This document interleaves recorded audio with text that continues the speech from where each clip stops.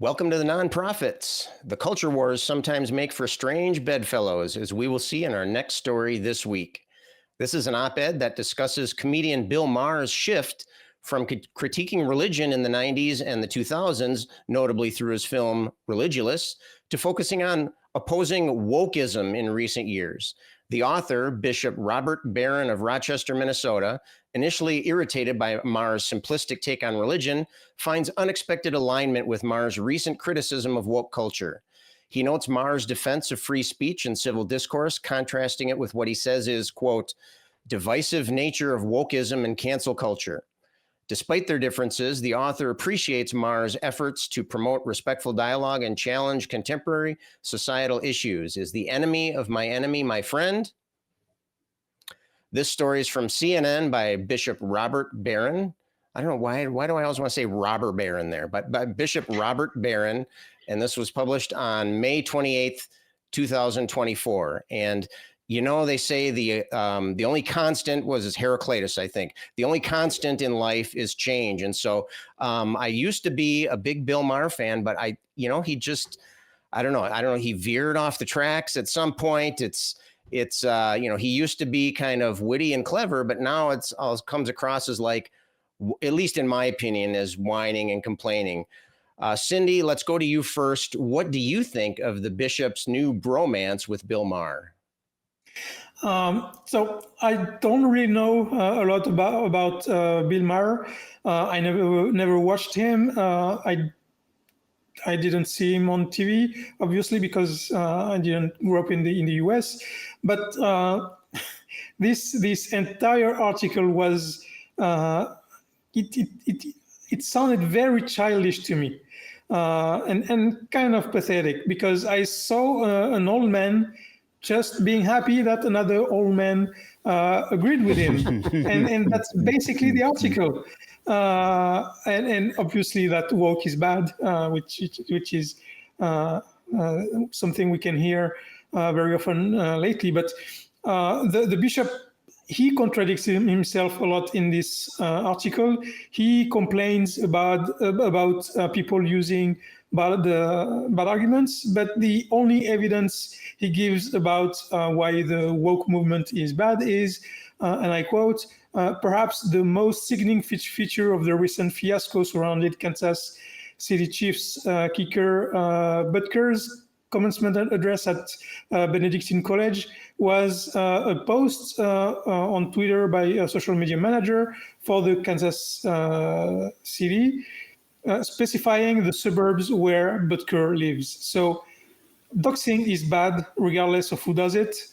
But sure, having one person doing that and extending this to the entire woke movement, that's kind of stupid, especially when when his side basically is doing that all the time. They've been doing this for the jurors on Trump's latest convictions. They've been doing it for years as a tool of retribution and to scare people.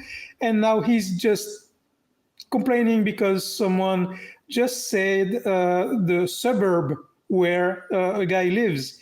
So do you think that the bishop and Bill Maher are like finding some serious grounds for like brotherhood here? Or do you think that this is a real connection, or do you think it's something else? No, I think it's just, I don't think Bill Maher will now appreciate this priest. I don't think the priest wrote this because he wanted to start a bromance with. You don't think he's trying to woo Bill Maher into his camp? He's too old. Yeah, no, I just think he was just giddy when he discovered that his nemesis was siding in his camp, and so he's just gloating. That's all. That's okay. That's what I say. It's just all right. This article is childish to me. Jason, let's jump over to you. Now, you're an atheist. Yeah. Well, we're all atheists, of course. But how did this op-ed color your opinion of the bishop or men of his position?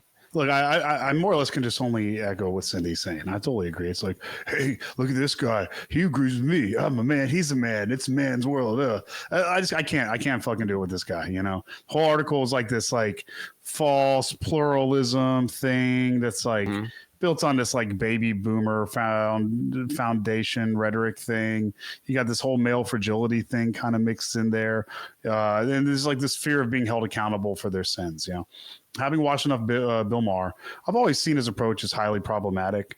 It's kind of that same arrogant, I'm educated, privileged approach and delivery. That's typical of like male talking heads of that, you know, era demographic slash demographic. You see the same delivery from guys like Carlin and Dawkins, you know, and those guys are, I mean, they did some, but they're problematic, right? You know, so this bishop's opinion of a guy like Bill Maher honestly means about as much to me as some random guy's opinion about another guy's opinion about shit that isn't relative to their life because they're privileged enough to not have to give a fuck about those things. Like, I don't care. They get, it's in a sense, they get to minimize people's experiences, label them as over emotional, woke, blah, blah, blah.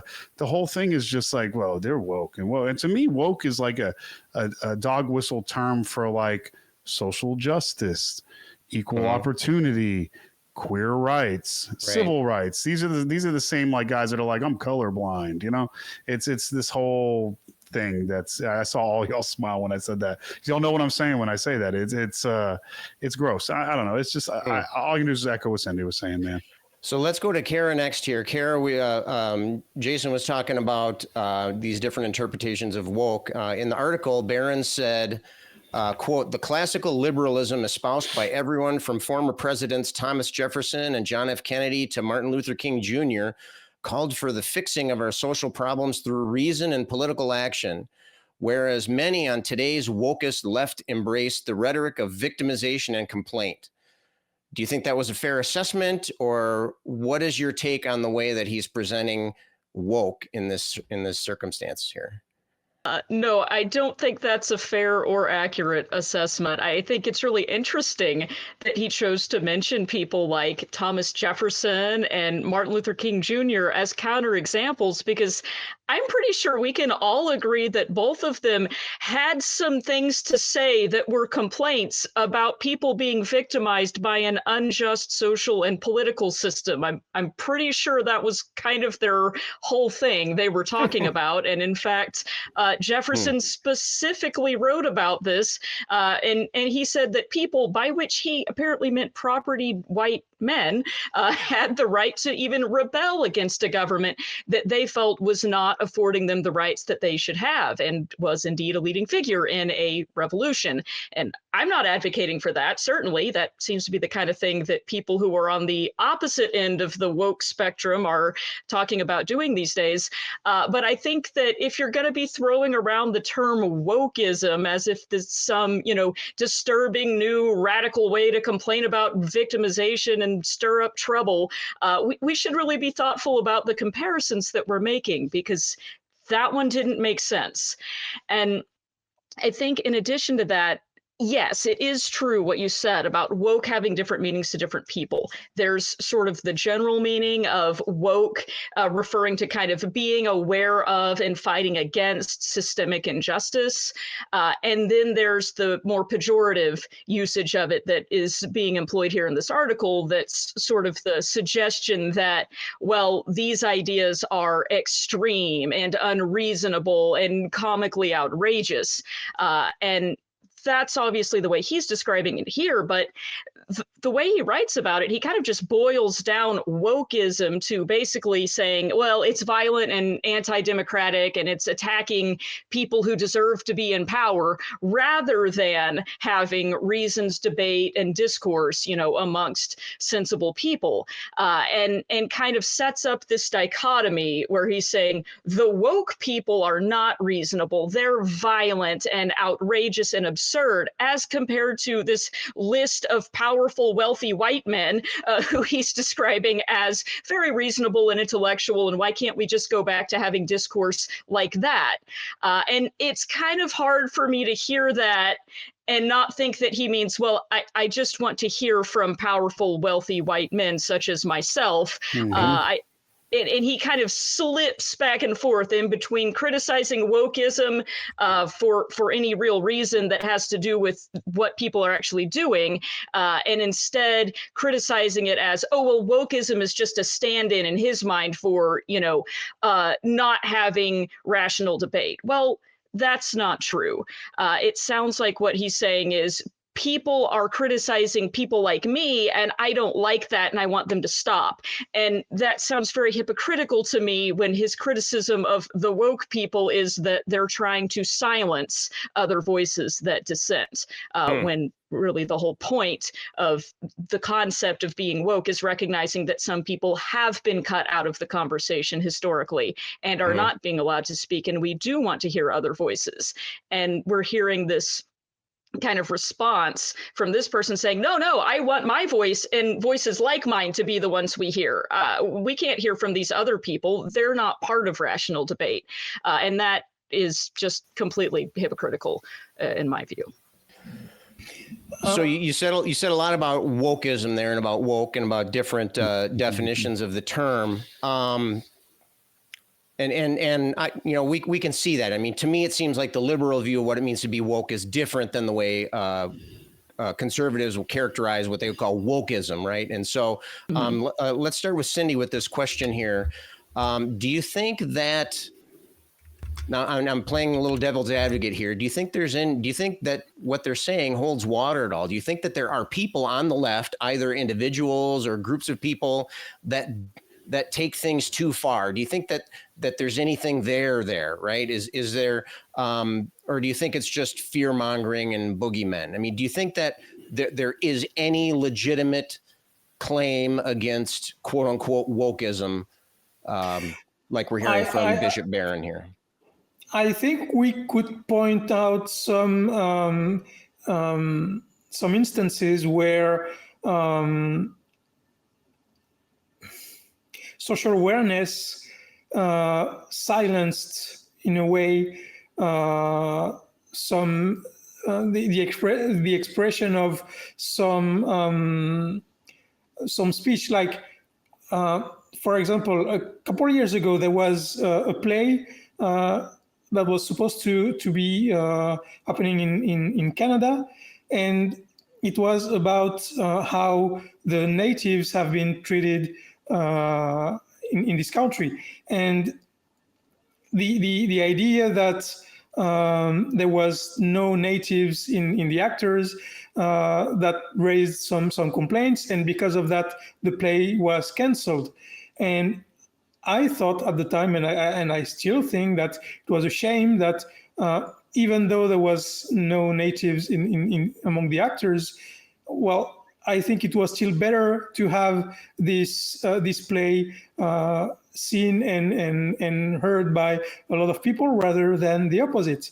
So I think that there are a few examples like this, but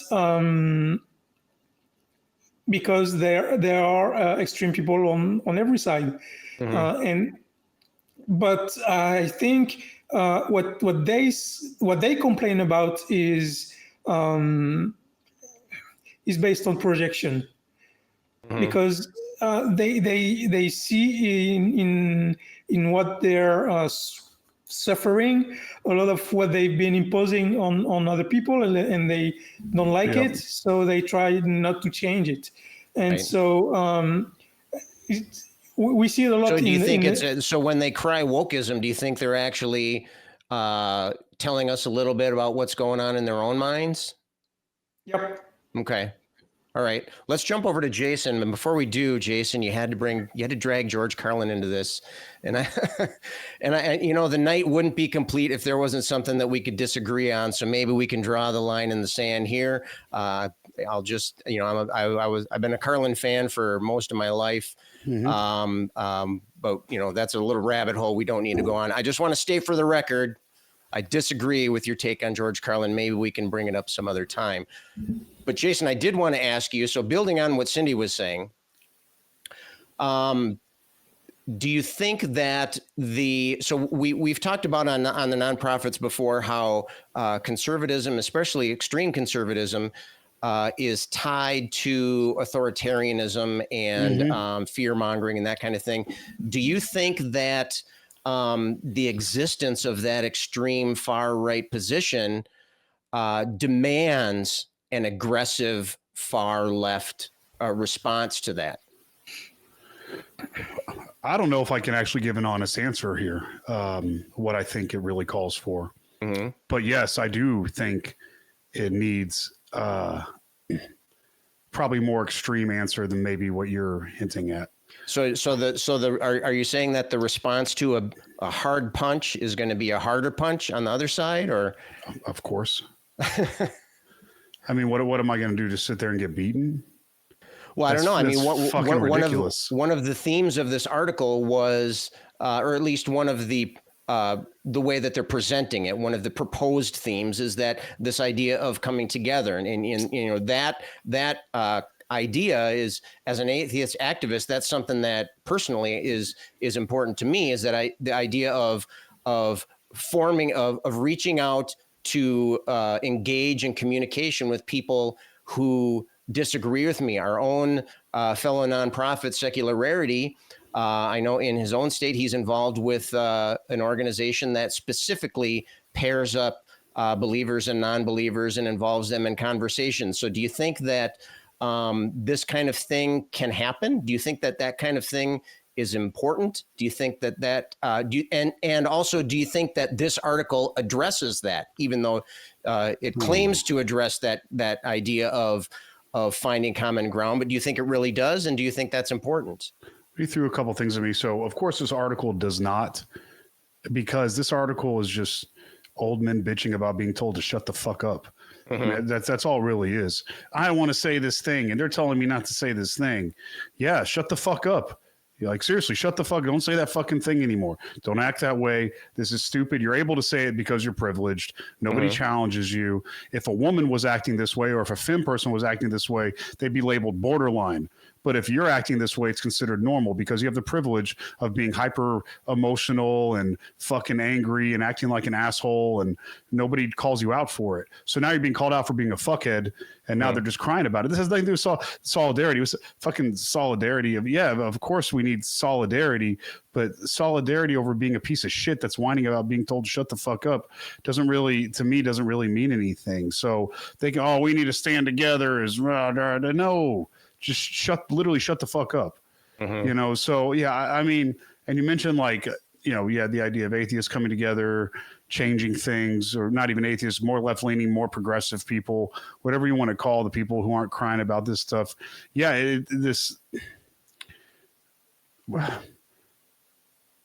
In order so would you say that it's a worthy goal and that they're just doing it wrong? Or do you think that it's not a worthy goal? Clarify where you're at. What a worthy goal? Like the idea of coming together, right? You were pointing out that in this article, it has like a veneer of finding common ground and coming together, when really it's just a couple of guys whining about being, you know, people not giving them. Well, of course it's important for people to like be together. I mean, my own personal example I give a lot is like the guys that I train with are primarily religious. I'm tomorrow morning I'm gonna do a boxing private with a Muslim guy after I'm finished sparring a Jewish guy, right? Who are both very active in their beliefs and in their faiths and their respective places of worship and, you know, community. So yeah, these are my friends, but like, if I couldn't have conversations with them about this shit and then be able to hit at least one of them in the face, I probably wouldn't be good with it. You know? I just think that human contact is great. You hold each other responsible and accountable, right? People have to be responsible for how they treat you when they're looking at you face to face. Right. You know, so I think communion with people in general is important. That's the thing. I'm a pluralist. You know, I don't give a fuck what you believe as long as you're not trying to harm me and my own. But you know, whatever, I don't really care. So I would offer that to people. I would even take it a step further and say that holding somebody accountable for the words that they say and for the things that they do and calling their bullshit out, I think that's part of respecting them as a human being, and it's something that I would expect as well. If I'm doing something wrong, I would expect somebody to call me out on that.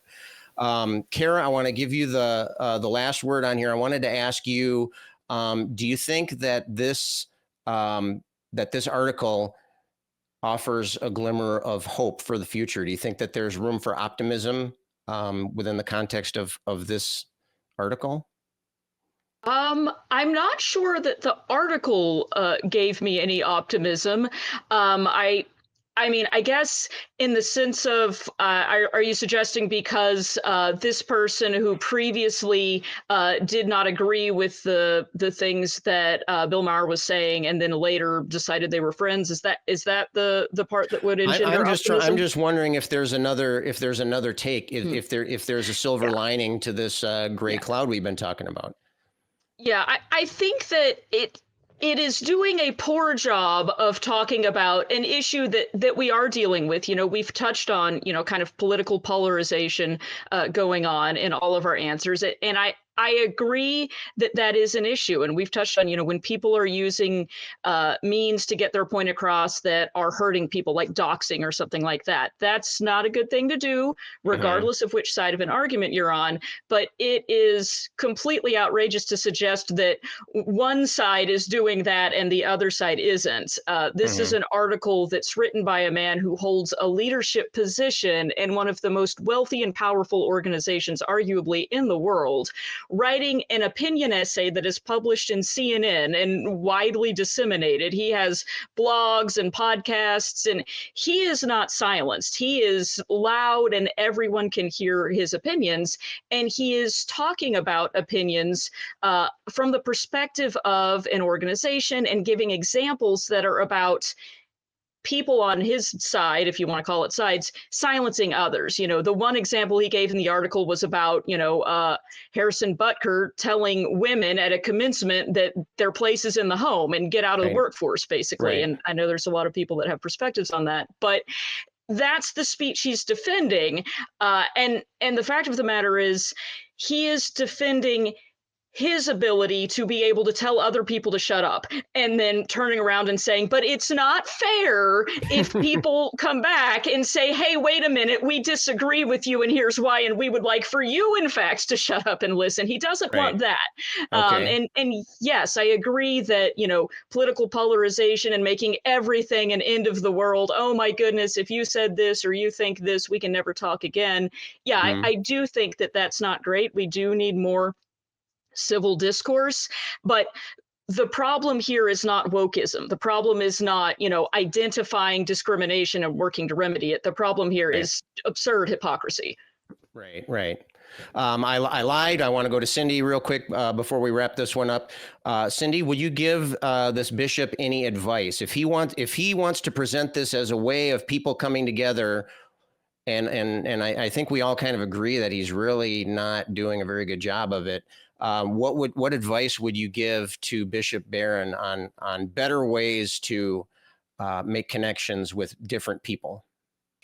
I would tell him to forget what he thinks he knows about the woke movement and actually talk and listen people who identify as this in this movement, and then have a real conversation with someone and go from there.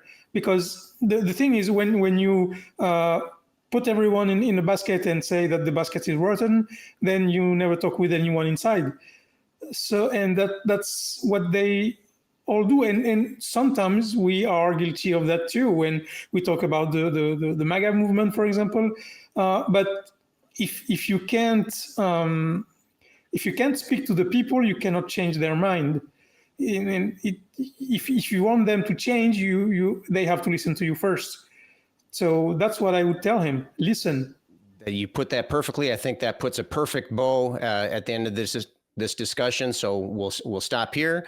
I want to thank all of you for watching and listening. And if you want to hear more, click these links.